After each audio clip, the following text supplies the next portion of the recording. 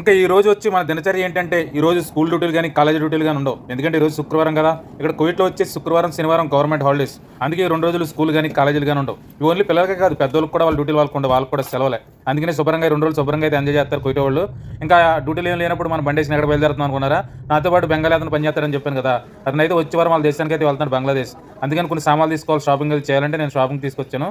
ఇవేంటి తెలుసు కదా, గొడ్లర్కులు నిప్పులకి అది బాగా పనిచేస్తాయి. అవి కావాలన్నాడు, అవి తీసుకున్నాడు. ఇంకా కొన్ని సబ్బులు కావాలంటే సబ్బులు తీసుకున్నాడు. దాని తర్వాత వాళ్ళ పిల్లలకి చాక్లెట్స్ కావాలంటే చాక్లెట్స్ కూడా తీసుకున్నాడు. ఇంకా దాని తర్వాత వాళ్ళ ఆవిడ ఫోన్ చేశాడు ఇంకేమైనా కావాలని. ఇంకా ఆవిడైతే పెద్ద లిస్టే చెప్పింది. ముక్కు పుడకలంట, గాజులంట, చైన్లంట, బ్యాగులంట, షూలంట, ఇలాంటి చాలా వస్తువులు అయితే చెప్పింది. అలా ఆవిడ పెద్ద లిస్టే చెప్పింది మాట. మా వాడు లిస్టులో ఉన్న సామాన్లన్నీ ఉదంతా కొనుక్కుంటూ వచ్చి ఇంకా బ్యాగులు షూలు అయితే ఆగిపోయినాయి. అందుకే షూ కొంటాకి అయితే వచ్చాం. ఇక్కడ 4 జతలు షూ అయితే కొన్నాడు. 4 జతలు ఎవరికి అనుకున్నారా? ఒకటేమో ఆడికి, ఒకటి అలా ఆవిడికి, వాడికి 2 పిల్లలు.